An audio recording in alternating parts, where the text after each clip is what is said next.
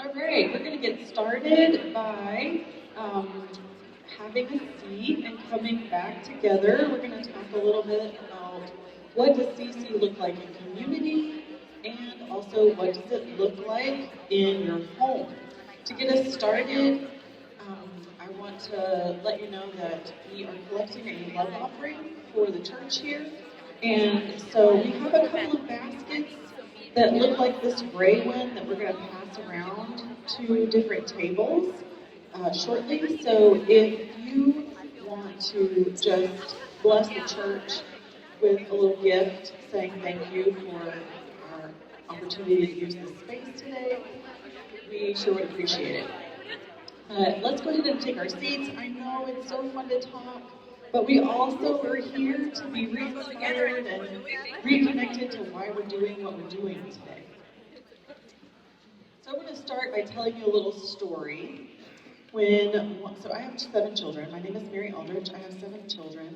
My oldest currently is 22. My youngest is 12. We have 5 boys, 2 girls, and a broken 4 couches. So we have had a lot of fun together. Oh, no twins. We can talk about how that happened later.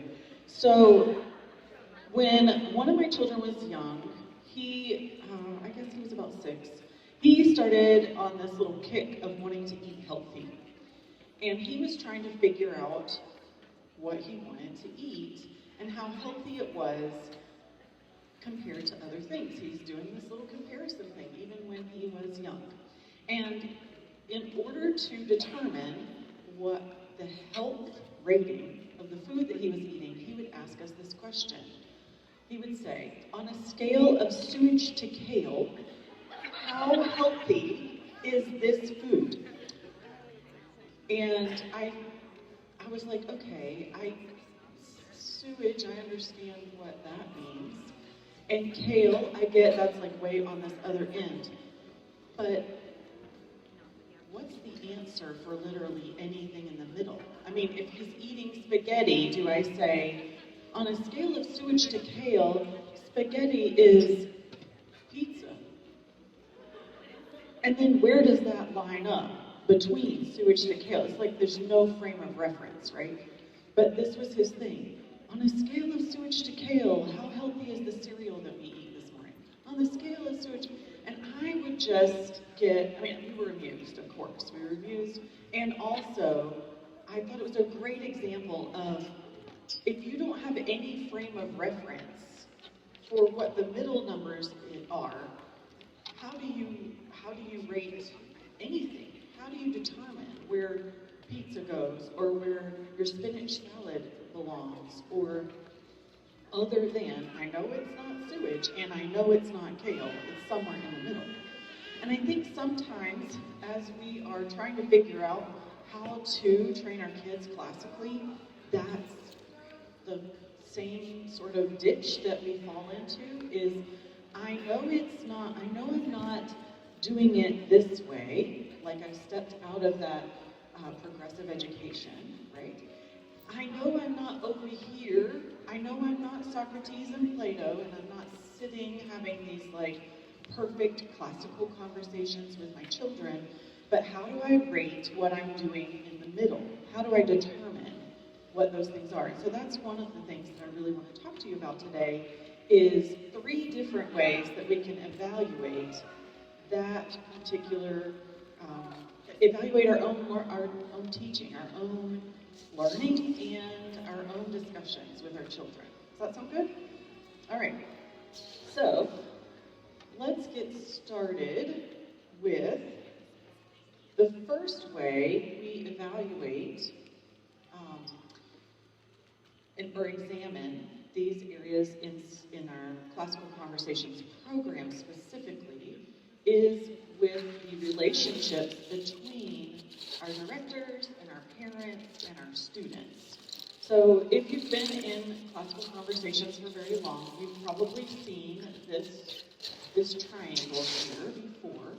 So we're going to continue this sort of method of having a conversation. I would love to know, what do you think are the roles and responsibilities of each of these components? All right, so let's start with what I think is the easiest one.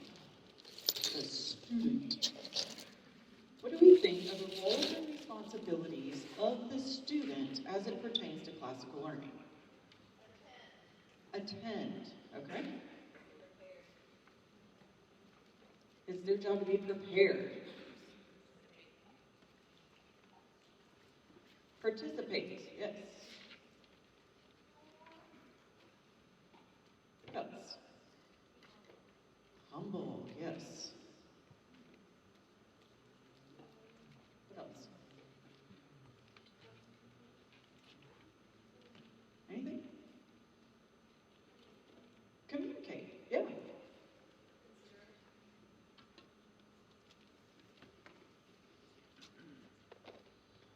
Did you say considerate? Cool, yeah.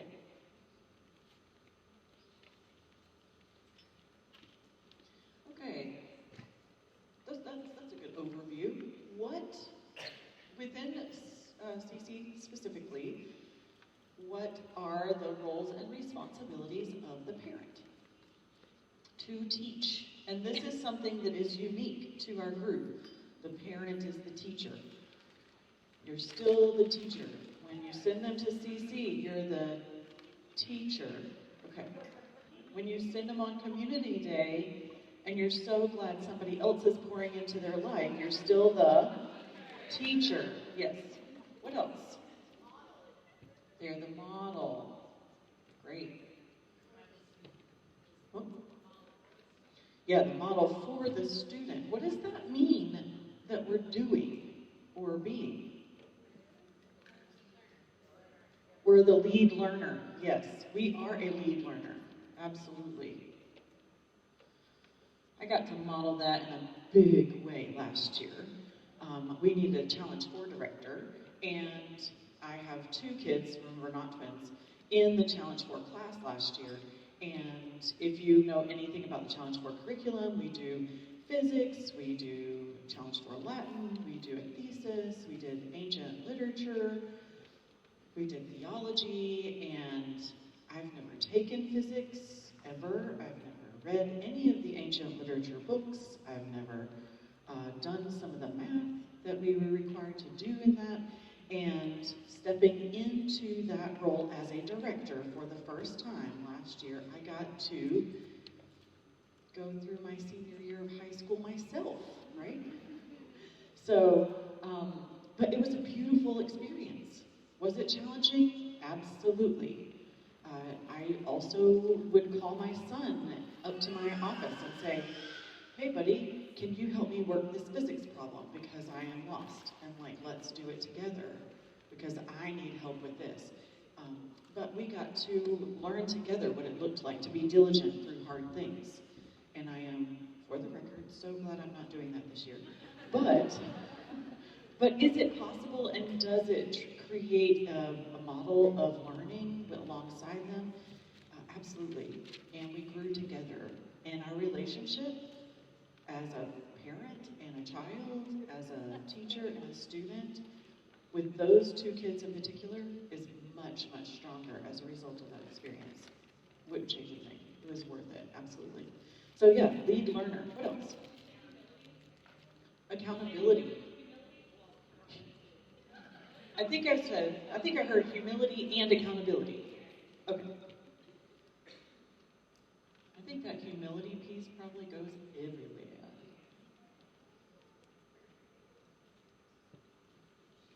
Yeah. Participate. Let's just talk about that for a second. So, for a long time, CC had this cute little phrase. It's not a drop out, it's a drop off. And they no longer talk about that. You know why? Because we want you there. You are still the teacher. We are still modeling how to have these conversations with your kids. As a director, I will tell you, after years of directing a wide variety of levels, the difference in the level of conversations that we have in class when a parent is present versus not is significant. It is significantly different. Something about having a parent there, even though I'm a parent, They get familiar with me. When you have a parent sit in and like engage in the conversation, it just brings the level of conversation up in my experience. So we want you there. And it enables you to better have these conversations with your kids at home. So I know sometimes you can't because you've got kids in Foundations, Essentials. By the way, that's what FE means.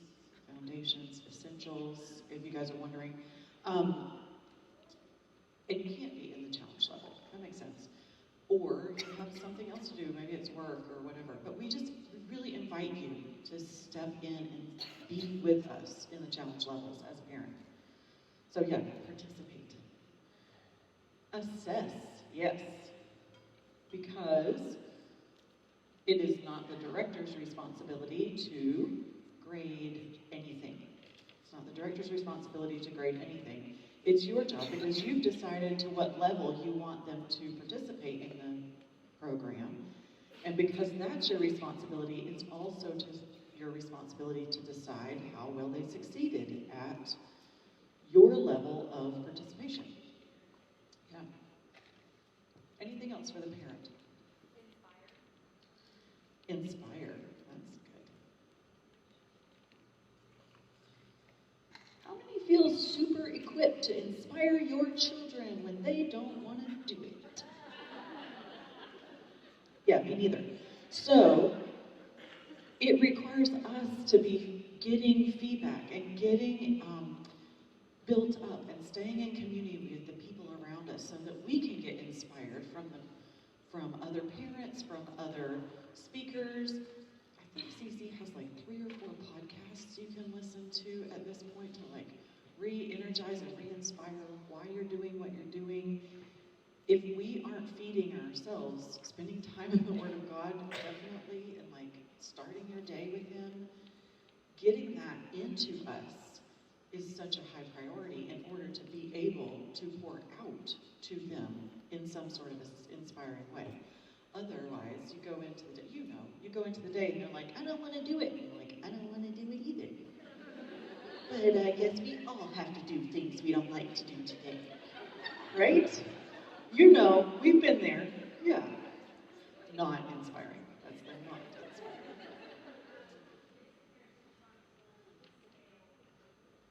Scale, yes. To scale appropriately.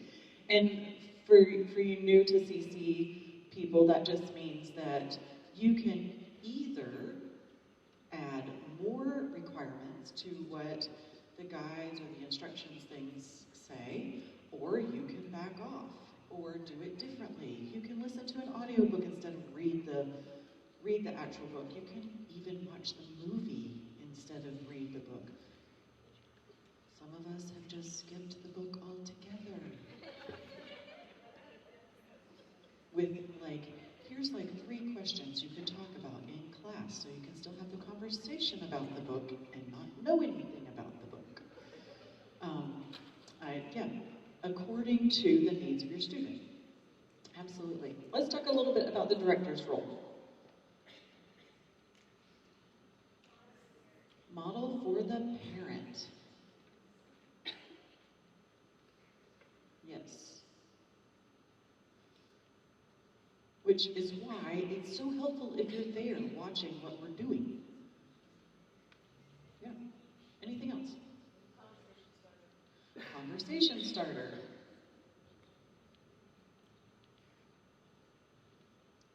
Good. Equip. Yes. Communicate. Support. Right. I want to hold on. You say what? Yes, cultivate the environment. Good. I want to come back to this one. Don't let me forget.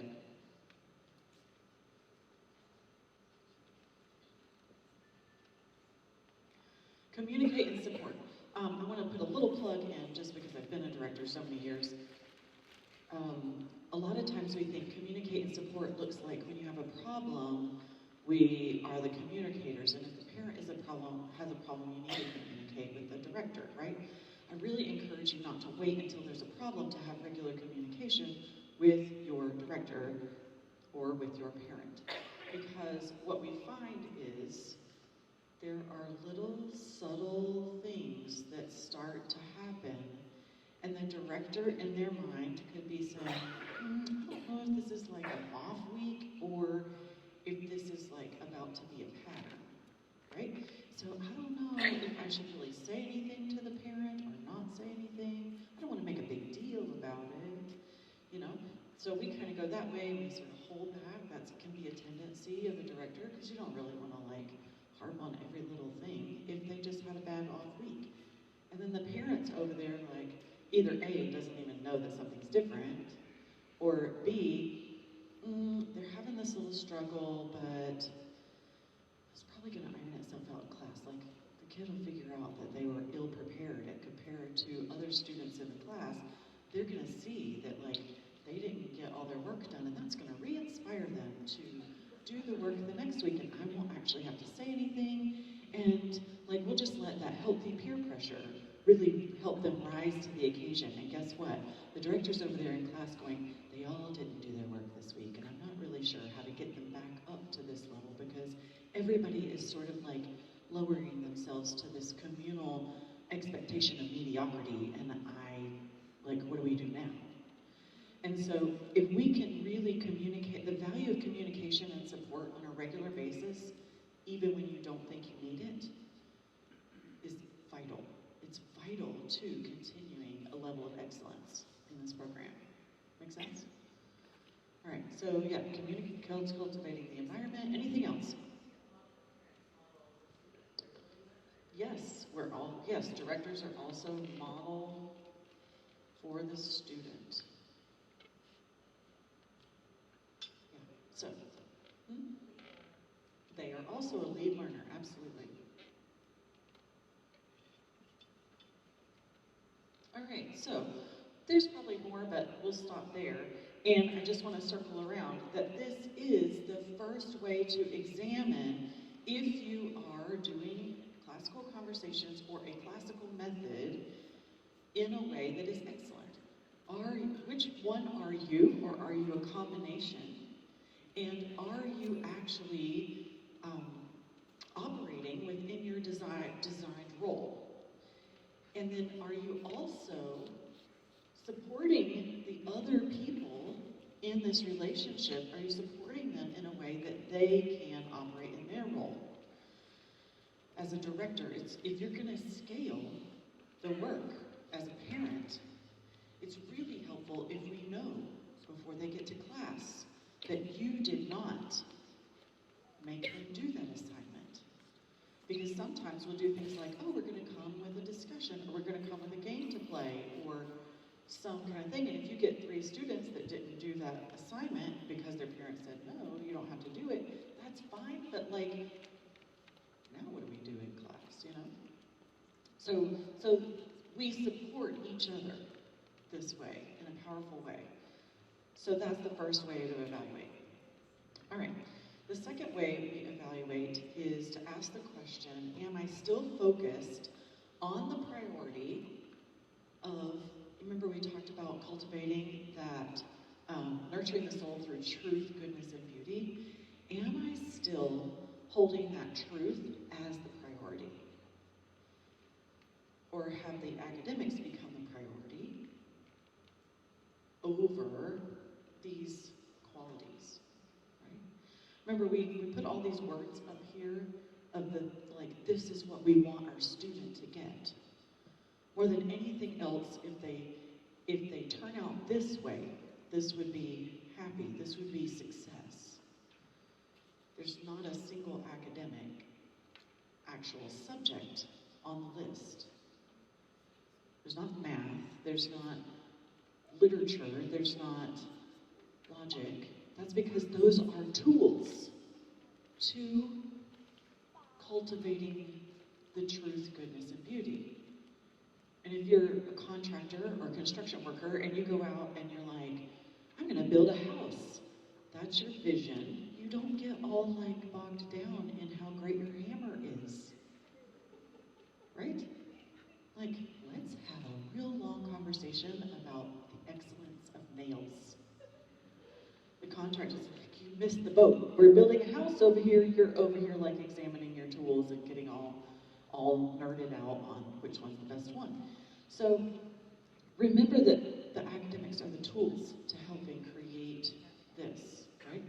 So are we focused on the priority? I want to explore a little bit more about the definition of these words that we want to be cultivating. So we talked about knowledge and understanding and wisdom, and then I put some opposites up here, ignorance and foolishness. All right, so I've got a little thought project for you. I want you to consider if all of these could be explained by a word that starts with A. So this is the blank of truth. Knowledge is the blank of truth. What words that start with A could describe knowledge?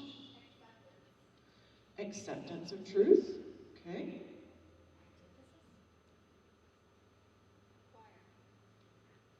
Sorry, what'd you say? Acquisition. I like it.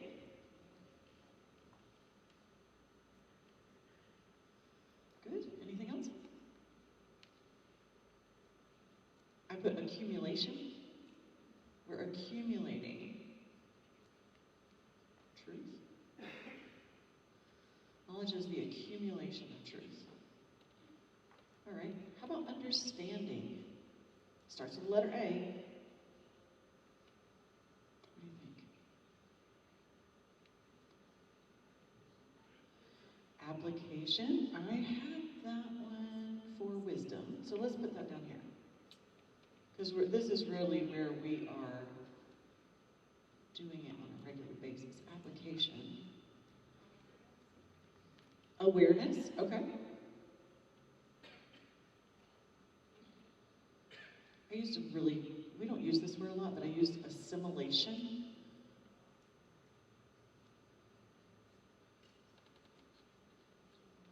We're like bringing things together and understanding how they work within each other, or with each other. All right, application of truth. Are there any other A words that might seem like wisdom? Articulation of truth. I like it. Anything else? Okay. How about ignorance? Absence. You got it. That's the one I said. Absence. Completely missing. The absence of truth. And then if we were to describe foolishness, what do you think that would be? Avoidance. Absolutely. Yeah. It's there. We know it's there. We're just choosing not to acknowledge it. Yeah. Avoidance of truth. So when we are looking for how to evaluate, how to examine whether we are using the classical method in our homes, in our families, in our CC day, are we focused on the accumulation of truth, the assimilation of truth, the application of truth? Or is there a place where we feel like there's a total absence of truth or avoidance of truth? It's a great question to ask for how are things going in your operation of classical model. What this looks like in a class can be things like maybe you don't stay strictly on the subject matter in class exactly all the way through. A great example of this is, I think a couple of months before we ended our CC year in our Challenge 4 class, we've been going through Mere Christianity and having good discussions about theology, and specifically as it pertains to the truth in the New Testament and our relationship with Jesus Christ, and what does that actually mean in our life. And we had gone through our whole strand for that day, the set time, and at the end, somebody pipes up about a question about forgiveness. And we started talking about what does forgiveness mean? And how important is that? And what does that, like, can can you really forgive yourself? Or is that actually a sidestep to asking God for forgiveness? What's the definition of, does it mean a debt is paid? Like, is somebody else paying a debt with forgiveness? Can you pay your own debt if you forgive yourself? How does that, is there any other area of life that you can pay your own debt for yourself? Like, and asking these interesting questions, and suddenly we're down this rabbit trail, but with a group of Challenge 4 students.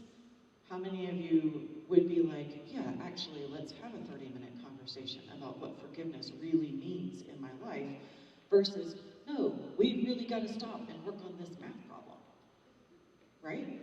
We would all rather have the forgiveness conversation. Now, we don't go off the rails all the time, but what we do in class allows that flexibility. Another example in a different level, for instance, is Challenge A, when my son was doing his science fair project for the Sewage to Kale kid. He's the only one I have stories about. No, not really, but he's been so much fun. So for his science fair project, because they talk about all the parts of the science fair project before they actually do it. And so the Challenge A director was asking him things like, what supplies will you need for your science fair project? And he says, I need a grill igniter, I need a wide variety of flammable aerosol spray, I need some large PVC pipe, and I think I need some golf balls. And she's like, what are we doing for science fair? She came to me after class and she's like, are you aware that your child is about to blow things up with his science fair project? Fortunately, I had heard of it because he had asked me the same. This is how he introduced it to me. He's like, Mom, I gotta go to Home Depot. I need a grill igniter and I need some aerosol spray and I need some PVC pipe. And I was like, oh, we're building weapons. What weapons are we building? Of course, if you've ever done any research about this, you'll know that he was trying to build a potato cannon and a giant, when I say he is this tall, y'all, huge potato cannon. We lived on a large property in the middle of New Hampshire at the time. There's no evidence that we ever built a potato cannon, anyway, it was okay. So he wanted to do the experiment of which flammable aerosol spray shoots the golf ball the furthest. And so all of a sudden, I'm in this conversation around being the lead learner, right? Around, let's talk about risk, and let's talk about,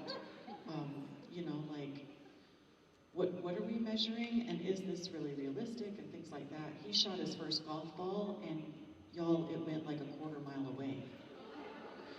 And I was like, oh, we will not be shooting golf balls because we will not be measuring how far the golf ball went.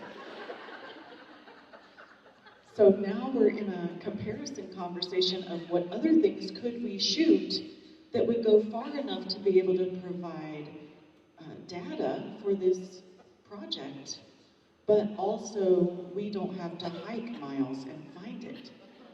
And so we shot grocery bags, could wad up a grocery bag and stuff it in his potato cannon, and that sucker would go 50 feet with a flammable aerosol spray.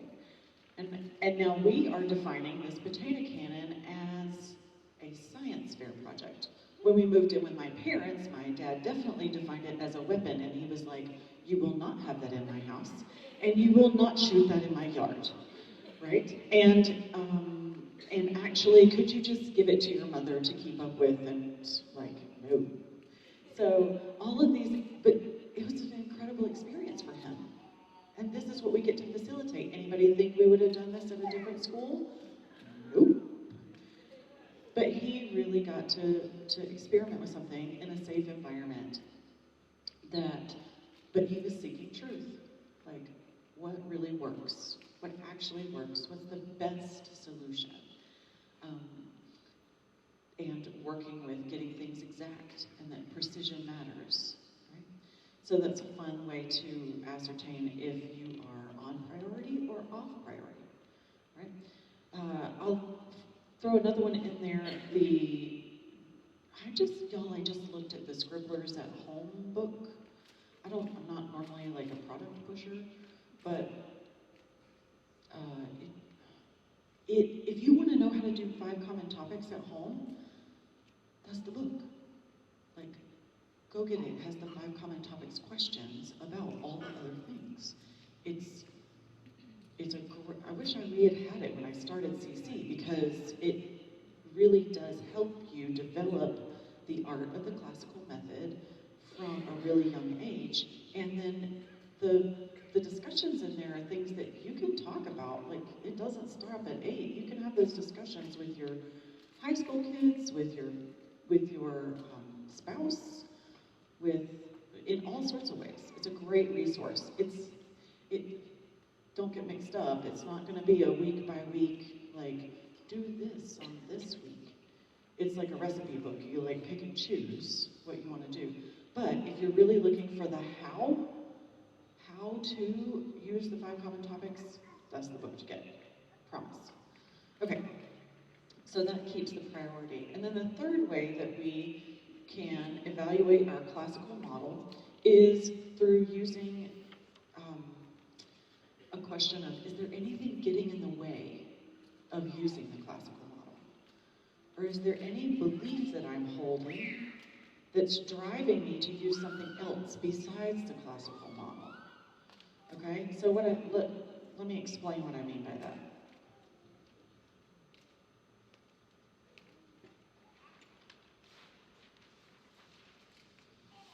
So first I want to give a disclaimer that, it's not really a disclaimer, it's just another part of my life.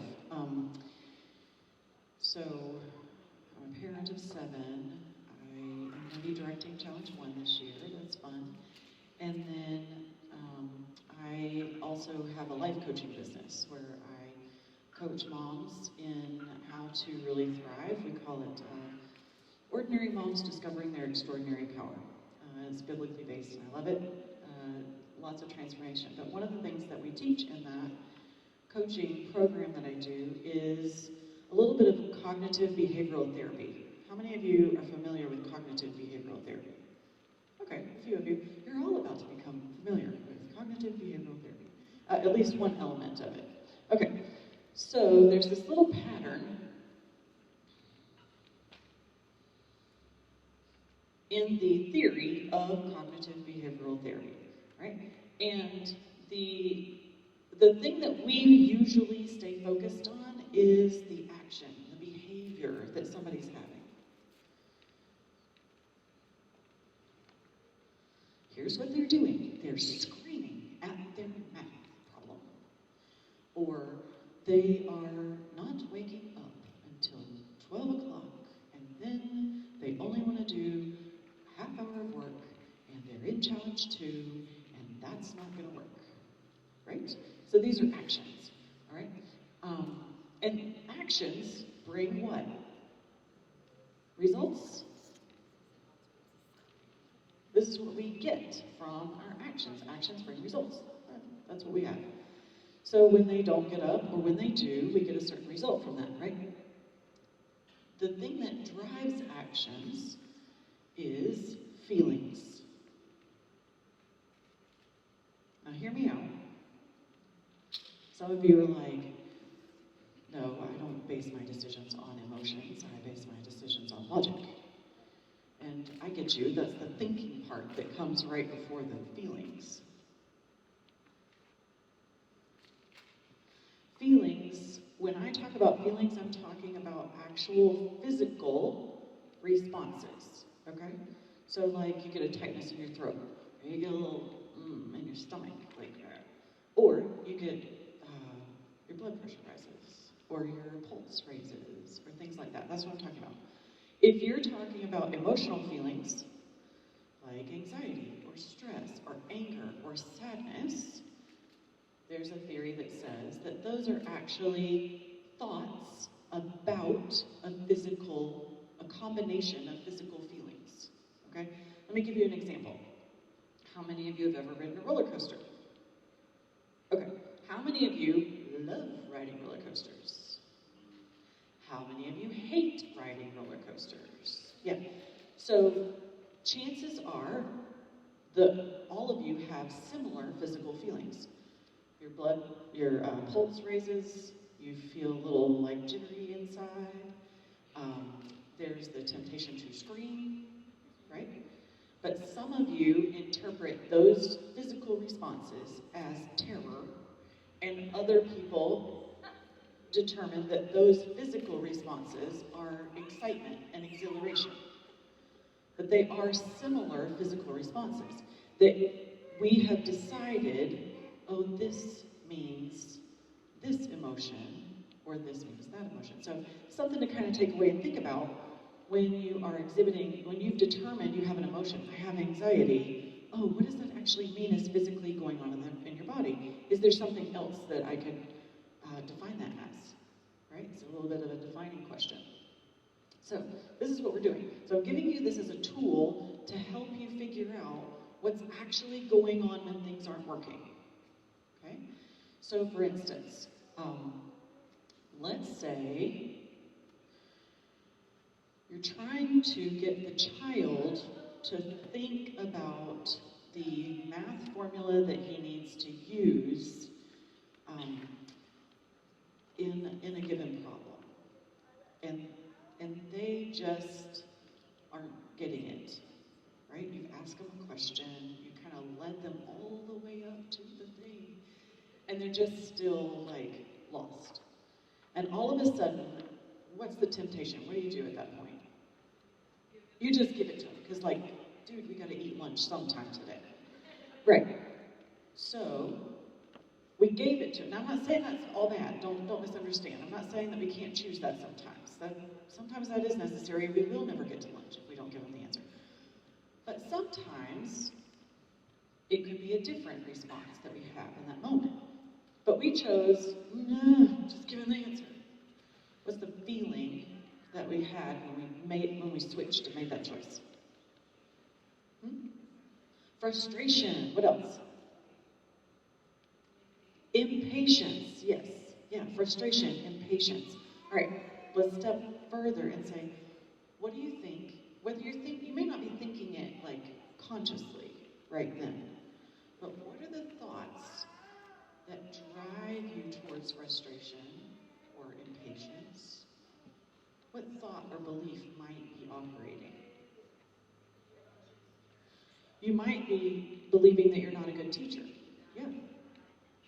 A lot of doubt. Yeah. About there might be a belief they'll never get there. What else?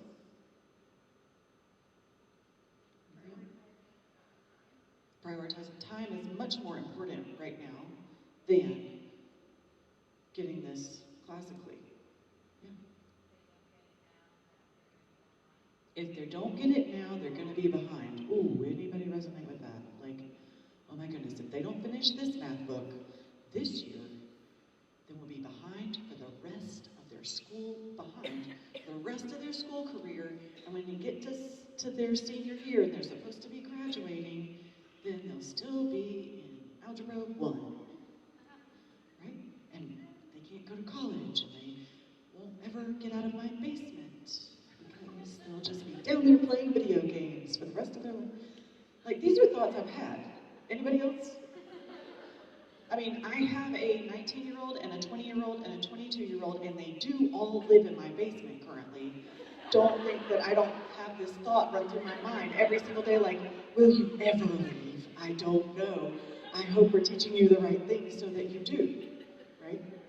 It's a little weird. We have really good relationships, and so my 22-year-old came up the other day, and my daughter was like, hey, when are you actually moving out? And he was like, oh no, you don't understand. I like it here.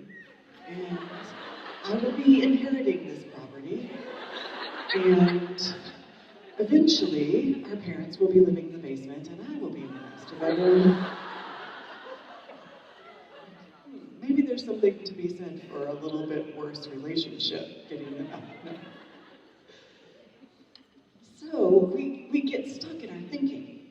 So these thoughts around fear of what if,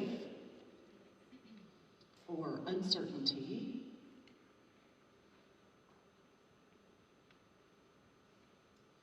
or the unknown, and all of a sudden we go back to what is familiar. We go back to what is familiar because even if we don't like it, at least we know it. I like is familiar misery is how I like to talk about that. Like, oh, let's just go back to familiar misery. Because at least I knew that I could check off boxes. We were all just so discouraged there, but we could check off boxes. Right? When we're in this fear and uncertainty, it drives our feelings, and then we have a different action. So when you are trying to determine, do I really want to have a classical conversation with my child that is going to take longer than I anticipated spending on this subject?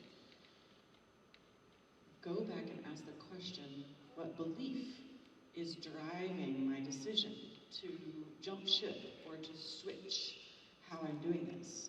And it will help you make a choice that will lead to it, that will be an action that will lead you to the results that you actually are trying to get. These over here.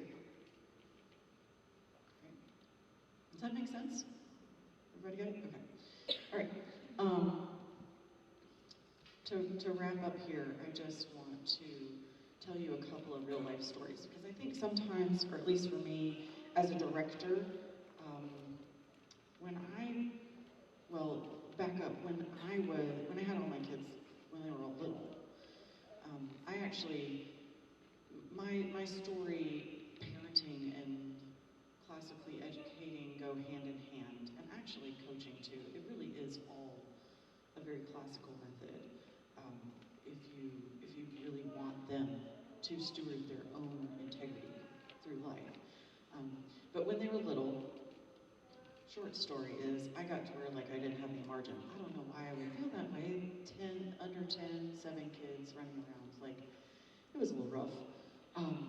But I came home one day with no margin. It was a parenting thing, and I had just walked in the door, and my oldest son had done something naughty, and I flew into a rage, and I threw him across the room. Like, it's not something I'm proud of, but it was kind of a line drawn in the sand, like, oh, this isn't working. And from that space of getting to the place where I was like, oh, we're like not just yelling and hopefully I don't do it again. We're like on a path towards having the children removed from the home because I can't cope with the stress. That path, getting off of that path and stepping back, CC is also a part of that story for us. That we went from trying to have, I was always homeschooling, but we were trying to have all these little people on all these different levels. And I was literally like trying to pull my hair out in frustration over this.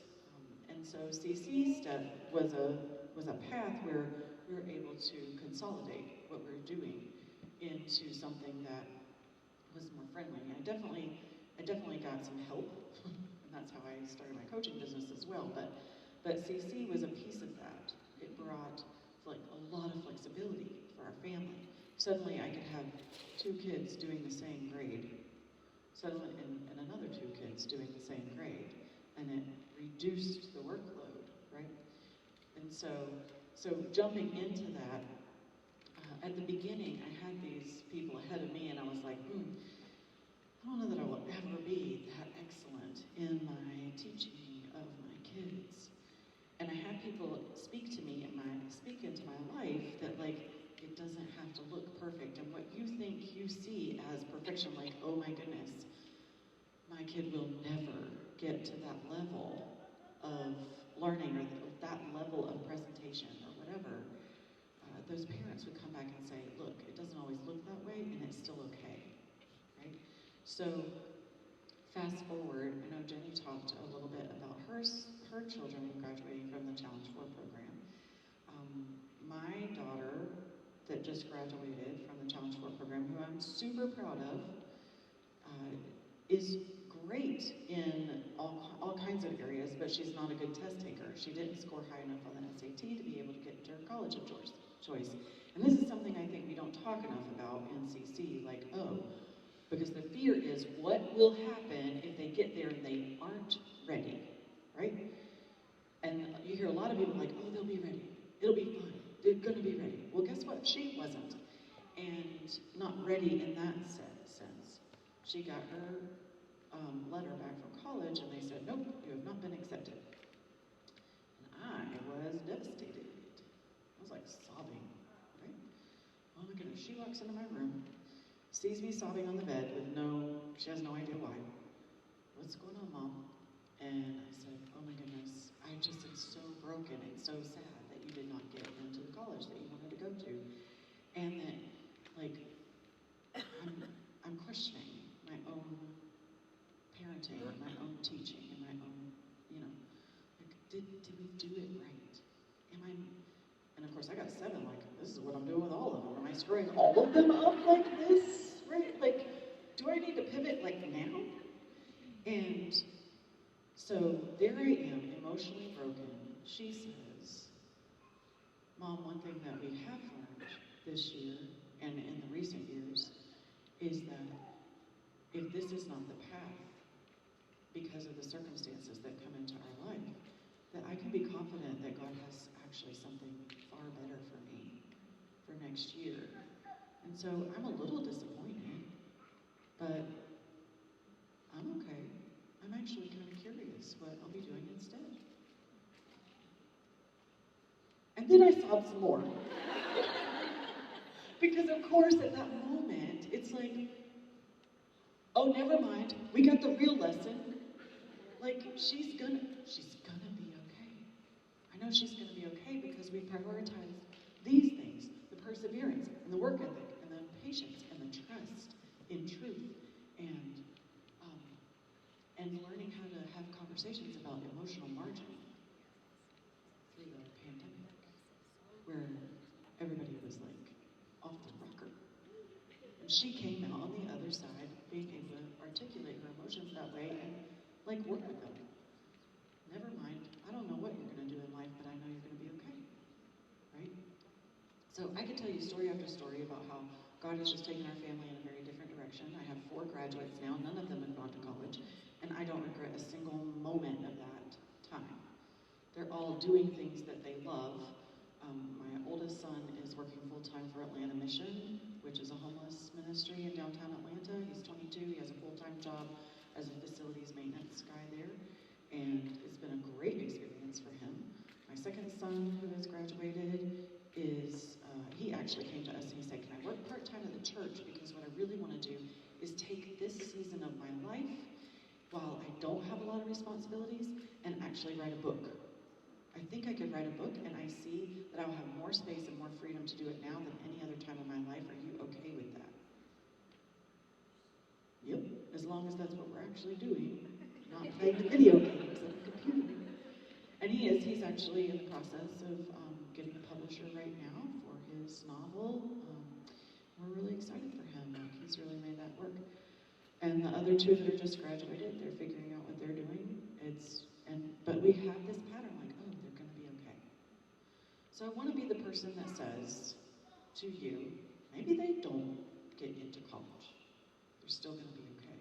You're gonna get there and you're gonna realize what you taught them by keeping these things a priority is so much better for their life that piece, and often they are very qualified and capable of going to college, and want to, and that's fine.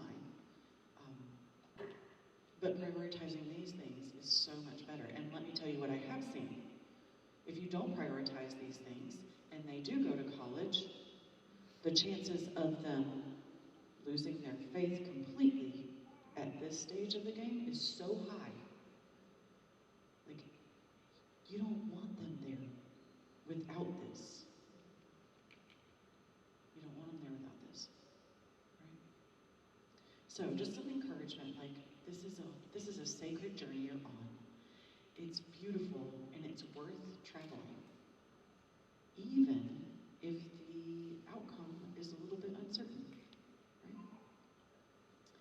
So I know that was a lot of talking, not a lot of conversation. But I encourage you as you go into the afternoon sessions to ask lots of questions in your breakout moments. We're going to talk a little bit about some practical things, get like real nitty gritty. But my heart is to really let you know that even when things don't look great or you're nervous, it's still worth taking another step forward on this journey. All right. Rachel?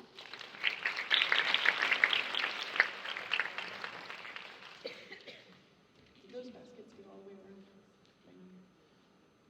Keep passing them around.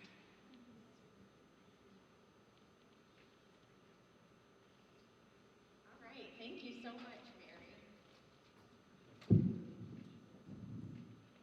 Okay, so we have spent this morning talking about a bit more organically than normal, but the three pillars of classical conversations. So classical, what makes us unique? We're classical, Christian, and community-based. Mary this morning talked a lot about what is classical education, and when we really get to the definition that we're cultivating these souls, that we're looking at nurturing our children through goodness and truth and beauty, then we see that we cannot separate classical and Christian. They go hand in hand because, like the scripture we read this morning, God holds all things together. Mary talked with us about community and what that looks like.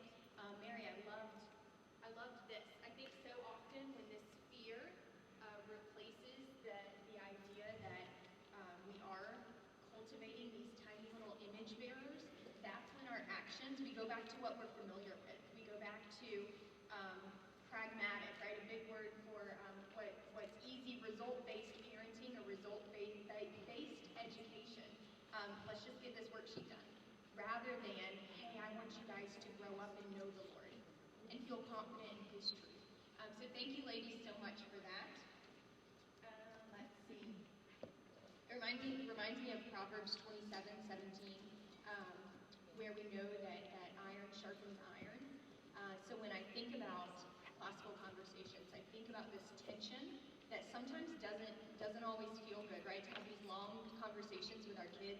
I have two 14-year-olds, and they say why a lot, or how come, or they're just wrestling with truth. They really want that truth. They want to understand it on their own and not just because mom and dad say so. But we know that when iron sharpens iron, though that tension can sometimes be a bit painful, we know that the end result is something that's so much stronger and so much more beautiful. Actually, what's a fun story, Jenny, Mary, and I, all of our relationships, two separate friendships, but they both began from conflict and hardship in community. And it's such a beautiful place that can be a bit unusual to talk about, but through that conflict and through that hardship and us working that out through the long haul, the endurance, we have a beautiful relationship now, and it's really cultivated into this lovely thing that the Lord has blessed, and I'm so grateful for those hard times and that we were all willing to really talk about it, rather than, easier. It would have been easier just to leave it be. So as we are continuing through this summer, through this year, if you have hardship that comes up, I just pray that you guys will remember that iron sharpens iron, and know that the Lord is doing something good and beautiful in your life. All right, let's see. We are going to watch one more video from Nicole, but before we do that, don't forget those sheets from Thrive-It. I know that we could all use $50 to the bookstore. So while we're watching this, if you guys want to fill that out, go hand it to the gentleman in the back. That would be really great. They'll be doing that drawing here soon. Let's see, Miss Janice, could we watch announcement number 3? Hey again, it's me one more time. Oh my gosh, I know you guys have gotten some great things today, and I can't wait to see some of the notes and hear some of the stories. Again, I'm so sad that I don't get to meet some of you guys this year. Maybe there's another way we can connect, but this is just such a precious time to sit and practice our classical learning style with other parents. And so I hope that you are really gleaning some great information and loving it. We just want to encourage you guys that I know homeschooling is hard. I tell a story about how I went to an event and somebody was talking about how great homeschooling was, and she was totally together, and I just cried and cried and cried. And then I ended up in a room where the first thing the teacher said was, homeschooling is hard. And I busted out crying again. And I just was like, Yes, homeschooling is very hard. So I want y'all to know that us getting together is just such a precious, precious time because homeschooling is hard, but we do not have to do it alone. In fact, we should not do it alone. And so that's one of the reasons I absolutely love Parent Practicum. So this last set of announcements is really just about our bookstore. And I wanted to give you guys a couple of updates or maybe reminders and then go out with why you should shop the bookstore. Okay. So first of all, don't forget your free shipping code. You want to use that today and tomorrow, today or tomorrow. One time, it's a one-time use and it's only good for 48 hours. And then I want to let y'all know that the Scribblers book that I talked about earlier, if you haven't had a chance to go look at it, you definitely want to look at it. If you add that book to your cart, you will get a free book. It is a randomly chosen book based on inventory at the warehouse. But if you purchase Scribblers between now and the end of the month, you are going to get a free book. Okay. So that means if you do it, obviously if you do it the next 2 days, you're going to get your free book. All right. And then also when you spend $250, you get 10% off automatically. That's all year round. That's anytime when you spend $250 in our bookstore, you get 10% off. And if you spend, I think it's $175. I might be flipping that, you guys. Check me. It might be 175. Yes, 175 you get free shipping. 250 you get 10% off. That's what it is. Okay. So just remember that if you ever need to do books at a different time or you don't have your code, when you get to 175 you get free shipping, and when you get to 250 you get free shipping and 10% off. Okay? All right. So why should you shop the bookstore? I just want to talk to y'all just for 1 minute about why you should shop the classicalconversationsbooks.com site, because there are times when you will be able to save money. And as a homeschooling mom, I know most of us are in one income households, right? Many of us are. Maybe you have you have a side hustle like me. I'm a bookstore rep and all that stuff. But for the most part, many of us are one income families. And so when you have the opportunity to save money, I think that's just good stewardship. When you are able to go to someone who's a little bit ahead of you in your community, or maybe someone is selling their products that you need coming up, I definitely highly recommend that you guys go ahead and take advantage of that. If you are in a big community and there are so many people ahead of you that you end up not having to purchase Challenge A or Challenge B material, I think that's just being a good steward, and I would never stop you from doing that or never encourage you to stop doing that. However, if you can and you find yourself choosing between a product that maybe you could save $10 off over at christianbooks.com or some other, Amazon or some other bookseller, I just want to encourage you to choose classicalconversationsbooks.com. And I have 3 reasons. Number 1, I really have never seen any other curriculum that helps its parents, the parents that use it, earn money back. I've never seen that before. But Classical Conversations has lots of opportunities for you to help pay for the curriculum that you're going to use. They have positions for tutors and directors and area representatives and support representatives. And for me, I get to be the book representative here or the product sales specialist here. And that is a way for us to actually earn a little bit of income so that we can afford their curriculum. I think that that's super special. Like, I just haven't seen that anywhere else. And I think that that's worth the extra few bucks. Number 2 is, I don't know if you know it, but CC offers hardship scholarships. So maybe there's someone in this room, you're going through a difficult time. Maybe your husband or the breadwinner in your family has lost their income, and you are in a season where you simply cannot afford our curriculum. You can apply to get a hardship scholarship from Classical Conversations. And the way that they pay for those scholarships is they have a line item in their budget to give. And I just don't see that very often with the other curriculum that I've looked into. Um, they give scholarships to those of us who might need it every once in a while. You can go on the bookstore website and you can search for their scholarship application. You can go on the regular website and they will help you. You can even call the office. They will help you put in an application for a hardship scholarship. And lastly, when there is a catastrophic event like a tornado or a flood or an earthquake, inevitably there are going to be some folks who lose everything. And sometimes that person who loses everything is a CC family. And did you know that Classical Conversations will replace their curriculum for free? Now, I don't know about you, but I think that's absolutely fabulous. Can you imagine just, I mean, they must have to replace everything from cookware to underwear to vacuum cleaners and couches, and they don't have to worry about their Classical Conversations curriculum. So I just think that's amazing. And the way that we pay for that, the way that Classical Conversations pays for those acts of benevolence is through the bookstore. So when you see a product that is a little bit more, maybe $2 or $3 more, or $20 more, even if you are able, if it is something that you could squeeze a little bit out of your budget, I want to encourage you to use that money in the bookstore, because that bookstore, that money in the bookstore is going to help other families. So that is really a strong reason to me for you to continue to purchase your books from me and from us.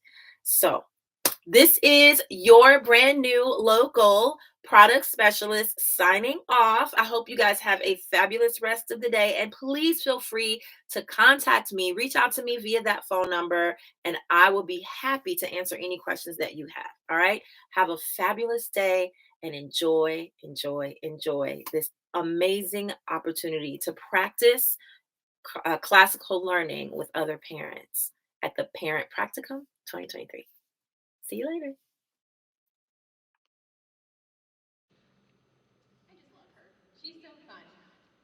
Every time we get on a call together, I giggle a little when she's in her closet. She's like, I have 4 kids. This is the only place I can be. So that is her office closet. It's great. All right. So we are going to hear from our Thrivent partners again. Are you guys ready for? Look, we've got a big old bucket. Anybody want to toss anything in as they're walking up? Here we go. Here, here.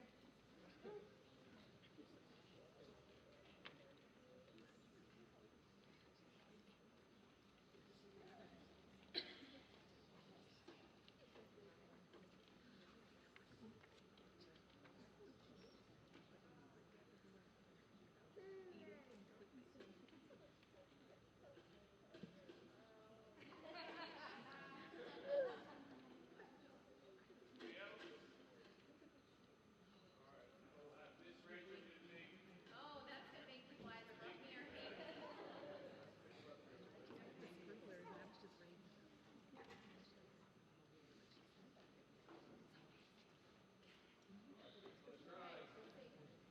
I have no favorites.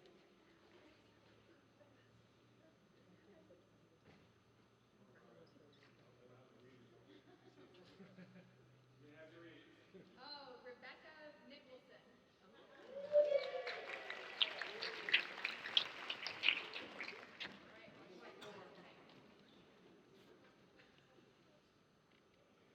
All right, and Laura Lamb.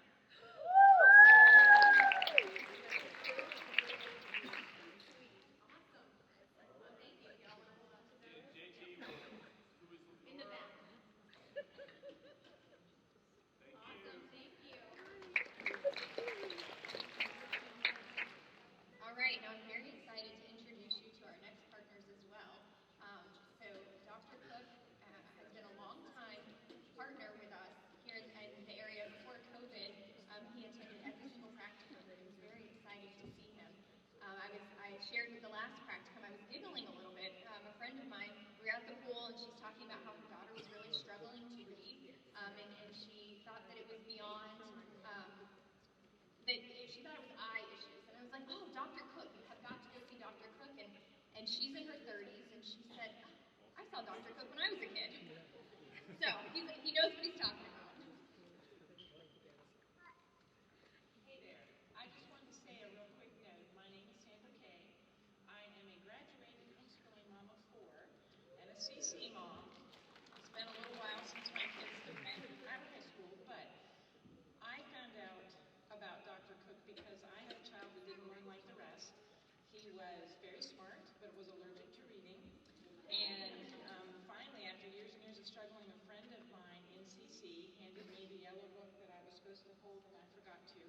But they're on the back table, called When Your Child Struggles. And she said, you know, what I hear you talking about, you might might find some help in this. And what I discovered in that book was that there are vision problems that aren't about glasses that can cause a child to struggle with reading, learning, comprehending, even paying attention. And that pretty well described my son. So we came to see Dr. Cook, and the rest is history. It was life-changing for all of us. His problems happened to directly be able to be fixed by Dr. Cook's stuff. And you know how it affects the entire family when you have one who's like draining everybody emotionally and draining the resources and that kind of thing. And that's where we were. So it was life-changing for all of us when we got the help we needed. So anyway, that's why I'm here, and that was like 9 years ago now. So I would like to introduce Dr. Cook, who's been doing this for a long time, like 40 years, and he is amazing. So I'll let him talk to you for just a minute, and then if you guys want to talk to us, we're going to be at the back table during your lunch hour, so you're welcome to come by if anything we say rings a bell, or you're curious, or you have a child you're thinking about, et cetera, et cetera. Feel free to come back and chat with us. We'll be here for the next 45 minutes or so. Thank you.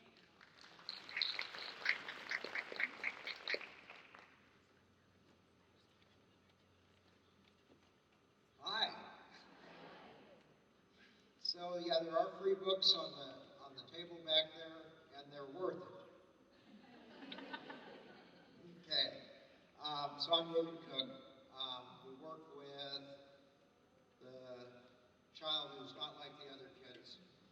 So if you have one child and they do great, you can figure I'm a great parent.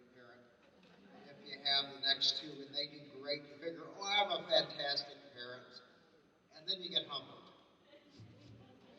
And we work with the humbling experience. We work with that child that didn't learn like the others.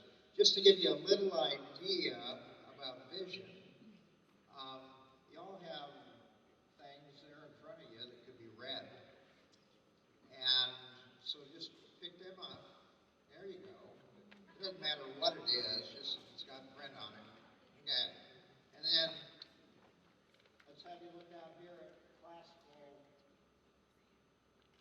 Christian community. Okay? And now hold your pamphlet up just as close as you can get it to your eyes where you can see it. That's right. Get it up there, way up there, and clear it up, and look back out there at classical Christian community, and then look up close again and clear it up there. There you go, and then look out at the sign in the distance, and look up close again, and look far away. Now, notice the number of you seem to have attention deficit disorder. You were off task there. You didn't keep going. But you may have noticed that as you looked up close, it blurred for a little bit. And when you looked far away, it blurred a little bit. And some of you, anybody feel like this would give you a headache if you did it for a while? Yeah. Anybody feel dizzy? Yeah. And you can see the blur. Well, probably 1 in 5 kids see that way. Okay?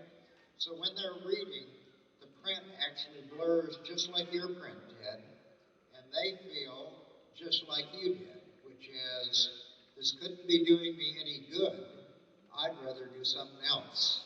Okay? And so when they sit down to read, it's the same thing. It may be okay for, a sentence or two, but then they're kind of like, I don't want to be here.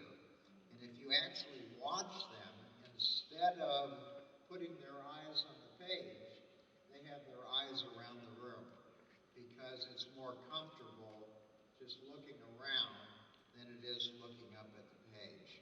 Okay? And we're going to do one quick other thing just for fun. Y'all have pencils? Yeah? Oh, good. Okay. You can write on our brochure. You can write on anything you want except for the person next to you. So we're going to do a quick spelling test. Okay? So the first word we're going to do it. Well, wait a minute. Put your pencil in the other hand. There we go. Get that pencil in the other hand. So the first word is word. There's a word there. Word. The second word is fantastic. You're all fantastically glad to be here today. So fantastic. The third word is Lincoln. Lincoln was one of our presidents. The fourth word is surprise. Surprise. Okay. Now, how do you feel about this? As you're writing like that, trying to keep up? Overwhelmed. It's kind of annoying, isn't it? Yeah. Well, there are kids that feel exactly like that whenever they pick up that pencil. Okay? When it comes to their eyes guiding their hand, they're working so hard at it that it's just a chore to get anything out. Now, obviously, you can kind of get around it for a while, but still, that's how the kids feel, how you felt. So I did those things just to give you an idea of what these kids are going through, and it's been great seeing you. This was a wonderful group, Nobody fell asleep when I was speaking. I didn't even fall asleep. I mean, I was speaking up in Canada, and it was so bad my computer fell asleep. So, thank you all. It was great to see you.